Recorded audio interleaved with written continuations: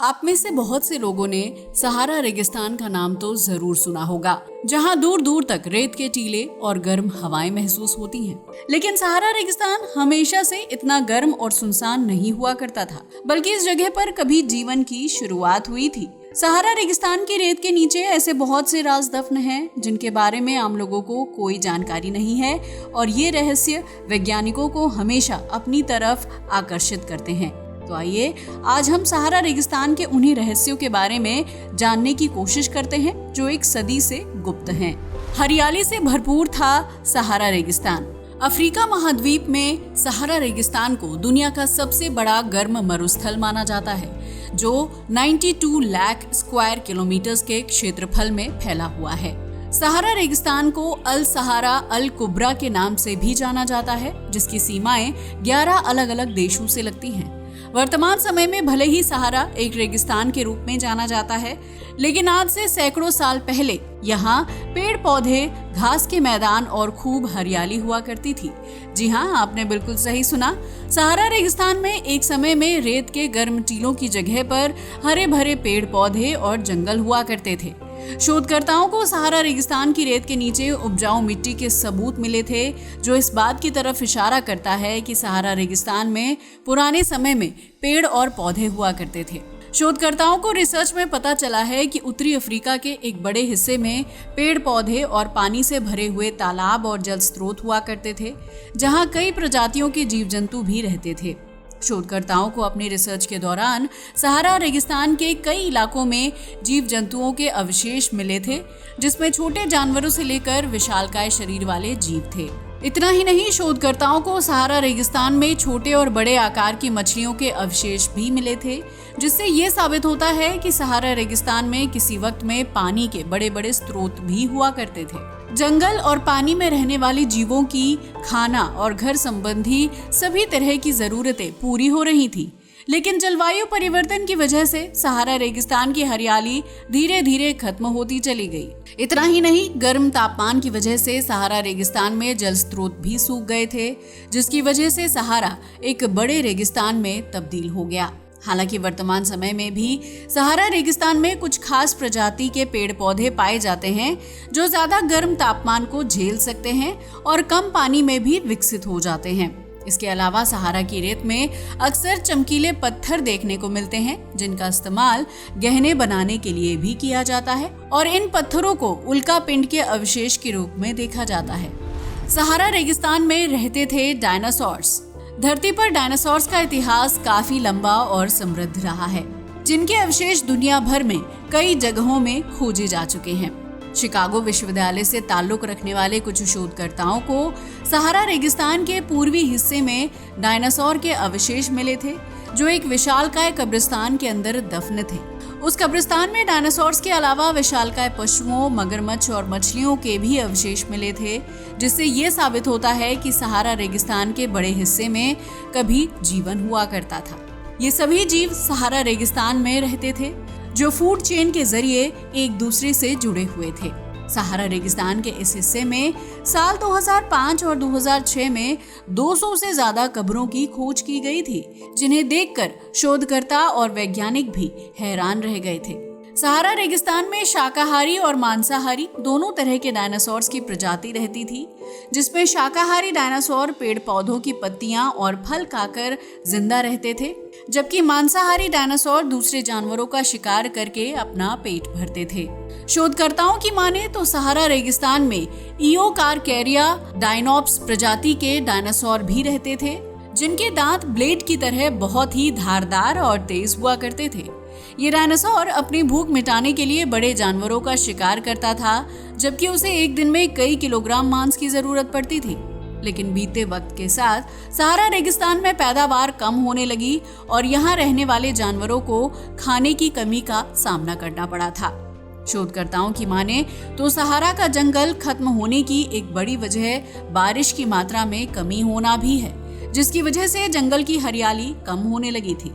जंगल के खत्म होने से कई जीवों ने अपने इलाके बदल लिए थे, क्योंकि वो भुखमरी का शिकार नहीं होना चाहते थे। लेकिन सहारा रेगिस्तान में लंबे समय तक निवास करने वाले बड़े जानवर अपने इलाके को छोड़कर कहीं नहीं गए, जिसकी वजह से जंगल खत्म होने के साथ उनका भी अंत हो गया और ये इलाका रेगिस्तान में बदल गया था। सहारा रेगिस्तान में रहते थे इंसान। आपको ये जानकर हैरानी होगी कि किसी जमाने में सहारा रेगिस्तान में जीवन हुआ करता था और ये रेतीला इलाका हरियाली से भरपूर था, लेकिन जलवायु परिवर्तन की वजह से सहारा की रंगत पूरी तरह से बदल गई और ये एक तपते रेगिस्तान में तब्दील हो गया।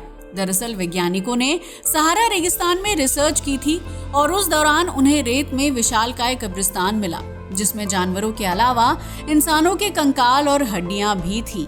ये इंसानी अवशेष महिला और बच्चों के थे, जिससे ये साबित होता है कि सहारा रेगिस्तान में इंसान रहा करते थे।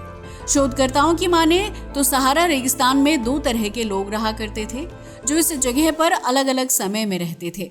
सहारा रेगिस्तान में रहने वाले पहले समूह को किफियान के नाम से जाना जाता है, जो यहाँ 7700 BC से 6200 BC के बीच रहा करते थे। कहा जाता है कि इस समूह के लोग काफी लंबे चौड़े और शारीरिक रूप से स्वस्थ हुआ करते थे, जबकि उनकी औसत शारीरिक लंबाई 6 फीट तक होती थी। वहीं सहारा रेगिस्तान में रहने वाले दूसरे समूह को टेनेरियंस के नाम से जाना जाता है, जो 5200 BC से 2500 BC के बीच यहाँ के निवासी हुआ करते थे। शोधकर्ताओं की माने तो उस समय सहारा रेगिस्तान में रहने वाले टेनेरियंस समुदाय के लोगों का शारीरिक आकार छोटा हुआ करता था, जबकि वो स्वास्थ्य के मामले में भी किफियान समूह के लोगों से कमजोर होते थे। इस बात से पता चलता है कि सहारा रेगिस्तान में पहले खूब खाने पीने की चीजें थीं, जिनको खाने से किफियान समुदाय के लोग स्वस्थ रहते थे। लेकिन धीरे धीरे सहारा रेगिस्तान में संसाधन और खाने पीने की कमी होने लगी, जिसकी वजह से टेनेरियंस समूह के लोगों को पर्याप्त मात्रा में खाद्य पदार्थ नहीं मिल पाते थे। हालांकि टेनेरियंस समूह की महिलाएं जेवर पहनने की शौकीन हुआ करती थी, क्योंकि शोधकर्ताओं को महिला के अवशेषों के साथ ब्रेसलेट और हार जैसी चीजें भी मिली थी। ये गहने मुख्य रूप से जंगली घोड़े की हड्डियों से बनाए जाते थे, जबकि टेनेरियंस समूह के लोग धार्मिक अनुष्ठानों पर भी यकीन करते थे, क्योंकि इस जगह पर एक पुरुष के शव को मिट्टी से बने कछुए के ऊपर बैठाकर दफनाया गया था। शोधकर्ताओं की माने तो सहारा रेगिस्तान को सूखे मरुस्थल में बदलने में वहां रहने वाले इंसानी समुदायों का भी बहुत बड़ा हाथ था, जो अपनी खाद्य और जीवन संबंधी जरूरतों को पूरा करने के लिए पूरी तरह से प्रकृति पर निर्भर थे। वो लोग सहारा रेगिस्तान में पेड़ पौधों की बड़े पैमाने पर कटाई करते थे, ताकि उनकी मदद से घर बनाए जा सकें और आग जलाने के लिए लकड़ी प्राप्त की जा सके। वहीं खाने की जरूरतों को पूरा करने के लिए फल और अनाज के अलावा मांस का यूज किया जाता था, जिसके लिए सहारा रेगिस्तान के निवासी जंगली जानवरों का शिकार करते थे। इन जानवरों के मांस को खाद्य जरूरतों को पूरा करने के लिए यूज किया जाता था, जबकि उनकी हड्डियों से गहने और बर्तन जैसी चीजें निर्मित की जाती थी। इन दोनों ही समूह के लोगों ने अपने जीवन जीने के तरीकों में कोई खास बदलाव नहीं किया, जिसकी वजह से हरा भरा सहारा बीतते वक्त के साथ रेगिस्तान में बदल गया। सहारा रेगिस्तान में है विशालकाय नीली आंख। सहारा रेगिस्तान के रेतीले टीलों के बीच एक बहुत ही रहस्यमयी चीज भी है, जिसे विशालकाय नीली आंख या ब्लू आई के नाम से जाना जाता है। ये नीली आंख अंतरिक्ष से भी साफ साफ दिखाई देती है, जिसकी लंबाई 120 मीटर और चौड़ाई 300 मीटर है। वैज्ञानिकों ने इस नीली आंख को रिचर्ड स्ट्रक्चर का नाम दिया है, जिसके बनने के पीछे असल वजह क्या है ये कोई नहीं जानता। हालांकि कुछ लोगों का मानना है कि इस विशालकाय नीली आंख को एलियंस ने बनाया है, जिसमें दूसरी दुनिया से जुड़े रहस्य छिपे हो सकते हैं। वहीं वैज्ञानिकों के एक दल का मानना है कि इस नीली आंख की उत्पत्ति के पीछे धरती से किसी विशालकाय चट्टान और उल्का पिंड का टकराव रिस्पॉन्सिबल हो सकता है। हालांकि इस बात के भी कुछ पुख्ता सबूत नहीं मिलते हैं। कई लोगों का मानना है कि ये नीली आंख खोया हुआ एटलांटिस शहर है, जिसका जिक्र प्राचीन कहानियों में मिलता है। कहा जाता है कि एटलांटिस अपने समय का एक बहुत ही समृद्ध शहर हुआ करता था, जो रिंग के आकार में बसा हुआ था। इस शहर में हर रिंग के बाद पानी की नहर और फिर जमीन पर घर बने हुए थे, जबकि रिंग के बीच वाले हिस्से में राजा का राजमहल हुआ करता था। हर नहर के ऊपर पुल और बांध बने हुए थे, जिसकी वजह से शहर के लोगों को आने जाने में आसानी होती थी और वो लोग सुख समृद्धि वाला जीवन बिताते थे। हालांकि कुछ वैज्ञानिकों का मानना है कि एटलांटिस शहर समुद्र की गहराइयों में डूब गया, जबकि कुछ कहते हैं कि वो अंटार्कटिका महासागर की बर्फ के नीचे जमा हुआ है। लेकिन ज्यादातर लोग इस बात पर यकीन करते हैं कि यह शहर सहारा रेगिस्तान की रेत के नीचे दफन हो गया है, जिसने आज रिचर्ड स्ट्रक्चर यानी नीली आंख का रूप ले लिया है। साल दर साल बढ़ रहा है सहारा रेगिस्तान का आकार। सहारा रेगिस्तान की सीमा कुल 11 देशों से लगती है, जिसकी वजह से इस पूरे मरुस्थल को एक साथ देख पाना पॉसिबल नहीं है। लेकिन सहारा रेगिस्तान के क्षेत्रफल को लेकर भूवैज्ञानिक हमेशा ही हैरान रह जाते हैं, क्योंकि ये एक ऐसा रेगिस्तान है जिसका आकार रहस्यमय ढंग से घटता और बढ़ता रहता है। शोधकर्ताओं की माने तो सहारा रेगिस्तान का आकार पिछले 100 साल में 9 लाख वर्ग किलोमीटर तक बढ़ गया है, जो बहुत ही हैरान कर देने वाली घटना है। वैज्ञानिकों की माने तो जलवायु परिवर्तन की वजह से सहारा रेगिस्तान का आकार बढ़ रहा है, जिसकी वजह से हरियाली भरे क्षेत्र धीरे धीरे खत्म हो रहे हैं और उनकी जगह रेत की चादर बिछती चली जा रही है। ये इस बात का संकेत है कि आने वाले समय में सहारा रेगिस्तान का विस्तार और भी ज्यादा हो सकता है, जिसकी वजह से शाकाहारी जीव जंतुओं के लिए खाने की कमी हो सकती है। दरअसल सहारा रेगिस्तान में तेज हवाएं चलती हैं, जो अपने साथ भारी मात्रा में रेत लेकर उड़ती हैं और ये रेत दूर दूर तक फैल जाती है। यही वजह है कि साल दर साल सहारा रेगिस्तान का फैलाव बढ़ता जा रहा है, जो भूवैज्ञानिकों के लिए एक चिंता का विषय है। सहारा रेगिस्तान में होती है बर्फबारी। सहारा रेगिस्तान का नाम सुनते ही ज्यादातर लोगों के दिमाग में दूर दूर तक रेत के टीले की छवि उभरकर सामने आती है, जहां पानी या पेड़ पौधों का नामो निशान तक नहीं होता। लेकिन आपको ये जानकर हैरानी होगी कि दुनिया का सबसे गर्म रेगिस्तान होने के बावजूद भी सहारा में बर्फबारी देखने को मिलती है, जो भूरे रंग की रेत के ऊपर सफेद चीनी के दानों के रूप में चमकती हुई दिखाई देती है। ऐसा नहीं है कि सहारा रेगिस्तान में सिर्फ एक बार ही बर्फबारी हुई है, बल्कि इस तरह की घटना वहां कई बार हो चुकी है और भविष्य में भी होती रहेगी। ये बर्फबारी सहारा रेगिस्तान के उत्तरी अल्जीरिया से लगने वाले हिस्से में होती है, जिसे प्रकृति के सबसे खूबसूरत और अद्भुत चमत्कारों में से एक माना जा सकता है। उत्तरी अल्जीरिया को सहारा रेगिस्तान का प्रवेश द्वार माना जाता है, जहां कई बार 16 इंच तक बर्फबारी हो जाती है। सहारा रेगिस्तान के इस अनोखे नज़ारे को देखने के लिए हर साल सैकड़ों पर्यटक उत्तरी अल्जीरिया जाते हैं, जहां के मनमोहक नज़ारे पर यकीन कर पाना बहुत ही मुश्किल होता है।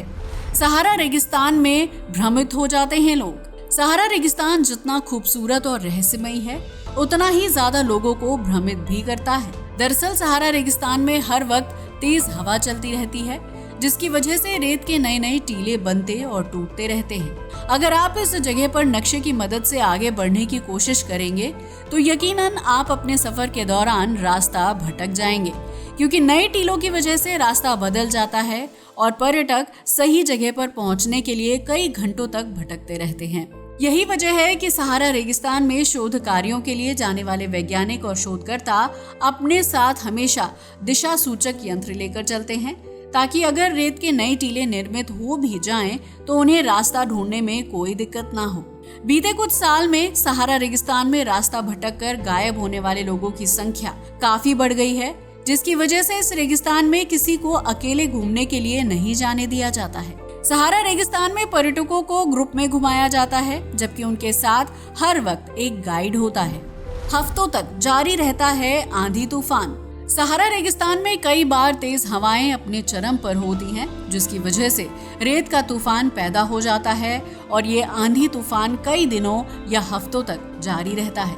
इस दौरान सहारा रेगिस्तान में किसी व्यक्ति को जाने की इजाजत नहीं होती है, बल्कि रेगिस्तान के आसपास बसे शहरों और गांवों में भी इस आंधी तूफान का असर देखने को मिलता है। दरअसल सहारा रेगिस्तान की धूल और रेत उड़ते हुए नजदीकी शहरों और कस्बों तक पहुंच जाती है, जहां रहने वाले लोगों को ना चाहते हुए भी अपने घरों के अंदर कैद होना पड़ता है। इस दौरान चारों तरफ धूल और रेत का गुबार दिखाई देता है, जिसमें किसी इंसान का सामान्य तौर पर घर से बाहर निकलकर घूमना, ऑफिस जाना या फिर शॉपिंग करना नामुमकिन होता है। वहीं जब ये आंधी तूफान शांत होता है तो रेत की वजह से घर, आंगन और सड़कें पूरी तरह से गंदी हो चुकी होती हैं और फिर उनकी सफाई करने में एक्स्ट्रा समय और श्रम खर्च होता है। पानी का तालाब और पेड़ पौधे आते हैं नजर। सहारा रेगिस्तान में घूमते हुए अक्सर मुसाफिरों को तेज गर्मी और प्यास का एहसास होता है, जिसकी वजह से उन्हें कई बार मरीचिका भ्रम यानी माइरेज का एहसास होता है। इस भ्रम में इंसान को अपनी आंखों के सामने कुछ किलोमीटर की दूरी पर पानी का बहुत बड़ा तालाब नजर आता है, जिससे उसकी प्यास कई गुना बढ़ जाती है। जब इंसान तेज कदमों का इस्तेमाल करके उस जगह तक पहुंचता है तो वो पानी का तालाब अचानक से गायब हो जाता है, क्योंकि वो इंसान की आंखों का भ्रम होता है। दरअसल रेगिस्तान में कुछ कुछ जगहों पर ऊंचे पेड़ होते हैं और जब उन पेड़ों की छाया जमीन पर पड़ती है तो तालाब की आकृति ले लेती है और उस आकृति को दूर से देखने पर ऐसा लगता है कि रेगिस्तान के बीचों बीच पानी का तालाब है। इसी तरह से छाया की तलाश कर रहे लोगों को सहारा रेगिस्तान में हरे भरे पेड़ पौधे दिखाई देते हैं, जबकि असल में वहां दूर दूर तक रेत के अलावा कुछ और नहीं होता है। अब तो आप समझ ही गए होंगे कि सहारा रेगिस्तान इतना रहस्यमयी और खतरनाक क्यों माना जाता है, जहां कई तरह के अनसुलझे राज दफन हैं। आज के लिए बस इतना ही। वीडियो अच्छा लगा हो तो इसे लाइक और शेयर करें, साथ ही हमारे चैनल को भी सब्सक्राइब करें। जय हिंद दोस्तों।